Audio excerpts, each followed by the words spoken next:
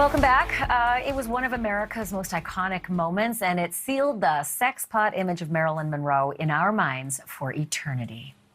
Happy birthday, Mr. President. Happy birthday to you. Marilyn Monroe singing Happy Birthday to JFK in 1962. Part of what made that moment was that dress. Skin tight, adorned with 2,500 hand-stitched crystals, if you even notice the crystals. She sang Happy Birthday, Mr. President, to JFK that sultry night in '62, and that dress would thus eventually be auctioned off for $4.8 million to Ripley's Believe It or Not museum. So you can see how it bothered some people that the museum would lend that dress to Kim Kardashian, whose iconic moments include shooting a sex tape and starring in a reality show. But Kim is also a woman of our time, with a shape that could sink 1,000 ships. Kim lost 16 pounds to fit into that dress, and she wore it to the Met Gala in New York back in May, a very special appearance at a very special place. But now historians are claiming that the fabric on the dress has been stretched, that it's missing crystals, and has major damage to one of the straps. An accusation that both Ripley's and Kim Kardashian deny. Joining us now for this and more news you may have missed, Pete Dominick, host of the Stand Up with Pete Dominick podcast. Caitlyn Becker is senior reporter with thedailymail.com, and Paula Froelich is senior story editor right here on the Banfield show. Okay, Paula, I know you have very strong feelings about this. I do. So why is anybody questioning Ripley's on this?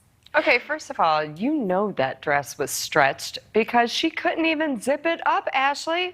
Yeah, she lost 16 pounds. That's great. But you'll notice on the red carpet at the Met, she had this like white mink stole on, and she never showed off her most famous asset, pun intended.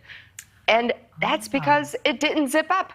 So she had to squish into it. And of course it was stretched. I mean, listen, I stretch things all the time, unfortunately a lot lately. But yes, and the bigger thing is everyone, historians, fashionistas are all saying that this is a dress, it's an iconic moment, and it should have gone to like the Met Gala itself. It should be in an actual museum like the Smithsonian. Ripley's is a for-profit place, and they do love themselves some PR. Yeah. Yeah, well, every time I see this thing, I just think she's a goddess. Look at her in it. She looks so darn good. Pete, you look like you're just 7-year itching to say something. Well, I just feel like, who do you blame?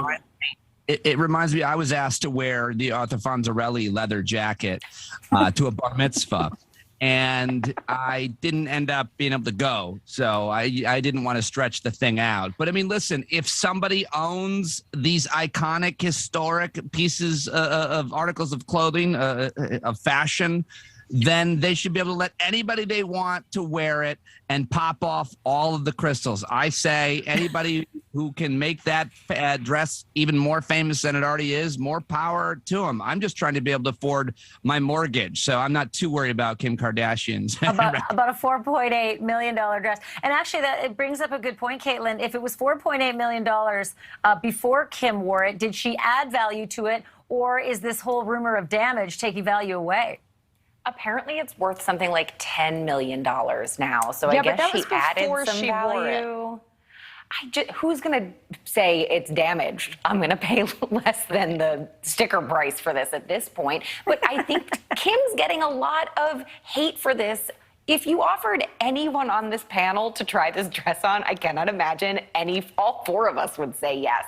It's kind of Ripley's fault if it gets damaged, not Kim's. I would have put it on too. Well, no way. On that. No way, not me. And I'll tell you what, I liked seeing it at the Met.